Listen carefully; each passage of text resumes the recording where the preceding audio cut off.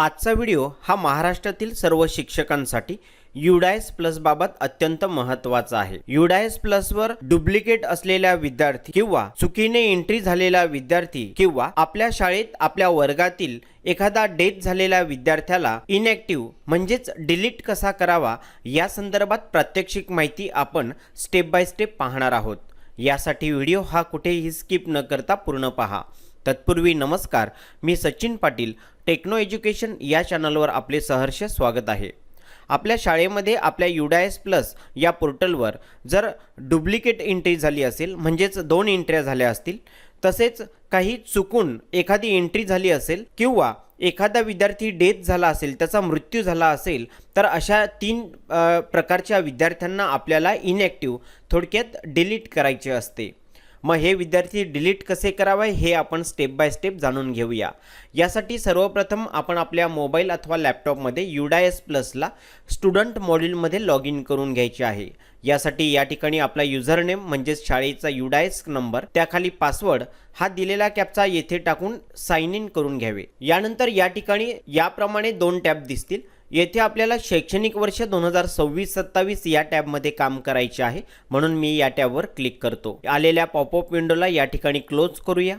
पुन्हा एकदा एक पॉपअप विंडो येईल, या ठिकाणी क्लोज करूया।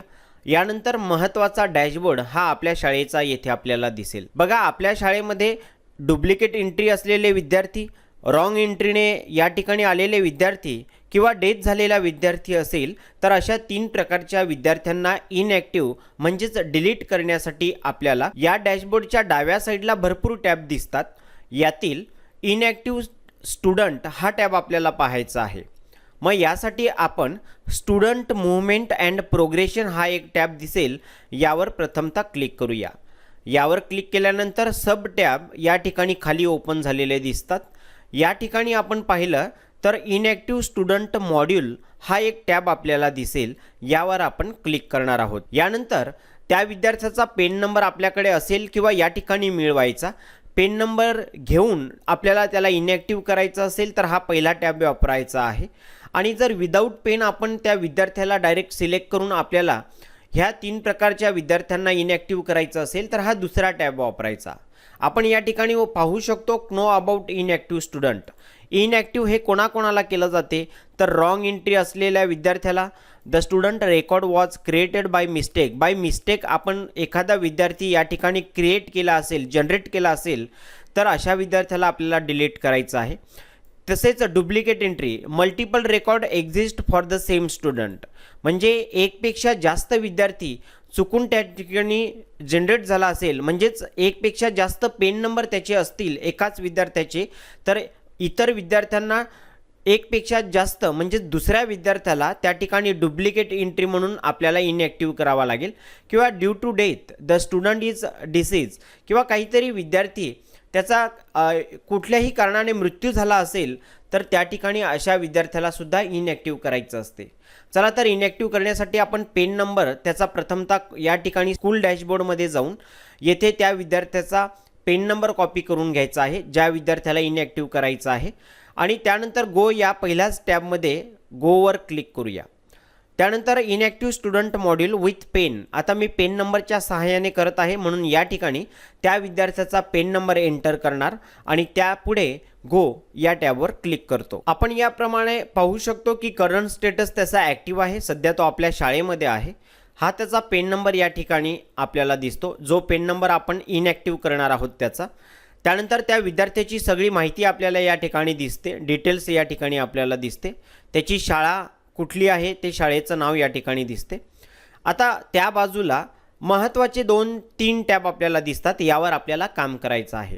सगळ्यात महत्त्वाचं म्हणजे सिलेक्ट रिझन, यावर क्लिक केल्यानंतर तो विद्यार्थी डुप्लिकेट एंट्री असेल तर डुप्लिकेट एंट्री यावर क्लिक करायचं। जर तो विद्यार्थी चुकीने आपल्या ठिकाणी आपल्या डॅशबोर्डवर क्रिएट झाला असेल तर रॉंग एंट्री म्हणून या ठिकाणी त्याला आपल्याला सिलेक्ट करायचं आहे। किंवा डेथ झाला असेल तर ड्यू टू डेथ यावर क्लिक करायचं आहे। म्हणजे तिघांपैकी जो योग्य ऑप्शन आहे त्यावर आपल्याला क्लिक करायचं आहे। त्यानंतर एंटर पेन विथ डुप्लिकेट, आता या ठिकाणी एंटर पेन विथ डुप्लिकेट या टॅबमध्ये लक्षात घ्या डुप्लिकेट एंट्री सिलेक्ट केल्यानंतर या ठिकाणी पेन नंबर एंटर करताना एक महत्त्वाची काळजी घ्यायची आहे. बघा, एकपेक्षा जास्त पेन नंबर त्याचे जनरेट झाले म्हणून आपल्या त्या विद्यार्थ्याला डुप्लिकेट एंट्रीमध्ये टाकणार आहोत. मग ज्या पेन नंबरला डुप्लिकेट एंट्रीमध्ये टाकत आहोत तो पेन नंबर हा आहे जो आपण येथे सर्च केला होता वर. पण एक गोष्ट लक्षात घ्या की या ठिकाणी आपल्याला जो पेन टाकायचा आहे तो ओरिजिनल जो आपल्याला ठेवायचा आहे, ज्याला आपल्याला डिलीट करायचं नाही, हा ओरिजिनल पेन नंबर आपल्याला या ठिकाणी एंटर करायचा आहे. त्याखाली रिमार्क लिहायचा आहे डुप्लिकेट एंट्री म्हणून. त्यानंतर या ठिकाणी दिलेला कॅप्चा हा एंटर करायचा आहे, टाकून घ्यायचा आहे आणि त्यानंतर इनॲक्टिव्ह या टॅबवर क्लिक करायचे आहे. इनॲक्टिव्हवर क्लिक केल्यानंतर आपल्यासमोर कन्फर्मेशनसाठी विचारलं जाईल आणि त्यानंतर कन्फर्मवर आपण क्लिक केलं की हा विद्यार्थी जो आहे हा विद्यार्थी या ठिकाणी आपल्या टॅबवरून इनॲक्टिव्ह होईल. लक्षात घ्या, हा इनॲक्टिव्ह लगेच होत नाही. ही जी प्रोसेस आहे ही वरच्या लेवलला आपल्या KP लेवलला गटशिक्षण अधिकारी अन्य पुढच्या लेवलला या ठिकाणी हे जातात आणि त्या ठिकाणी रिचेक होते आणि तिथून हा विद्यार्थी इनॲक्टिव्ह केला जातो. सो अशा पद्धतीने विद्यार्थ्याला आपल्याला इनॲक्टिव्ह करायचं असेल तर या प्रोसेसने आपल्याला काम करायचं आहे. जर या ठिकाणी जर ड्यू टू डेथ हा पर्याय आपण निवडला तर या ठिकाणी पेन नंबर एंटर करायची गरज पडत नाही किंवा आपण जर रॉंग एंट्री घेतलं तरीसुद्धा पेन नंबर टाकायची गरज पडत नाही. मात्र जर फक्त डुप्लिकेट एंट्री म्हणून हा एक टॅब आपण जर घेतला तर या ठिकाणी आपल्याला पेन नंबर जो ओरिजिनल आहे तो टाकावा लागतो, जेणेकरून हा दुसरा जो आपण डुप्लिकेट वापरला हा आणि जो ओरिजिनल टाकणार आहोत हा मॅच केला जातो की खरंच 2 नंबर आहेत का पेन नंबर, म्हणून या ठिकाणी ओरिजिनल टाकावाच लागतो. त्यानंतर रिमार्क्स द्यायचं आणि त्यानंतर इनॲक्टिव्हवर क्लिक करून हा विद्यार्थी याप्रमाणे आपण इनॲक्टिव्ह करू शकतो. सो मी आशा करतो की विद्यार्थी आपल्या वर्गातील डुप्लिकेट एंट्री, रॉंग एंट्री किंवा ड्यू टू डेथ असे डेथ झालेला विद्यार्थी यापैकी कुठल्या कारणास्तव त्याला आपल्याला इनॲक्टिव्ह करायचं असेल तर ही प्रोसेस आपल्याला नक्कीच समजली असेल. चला तर भेटूया पुढील एका नवीन व्हिडिओसोबत. धन्यवाद.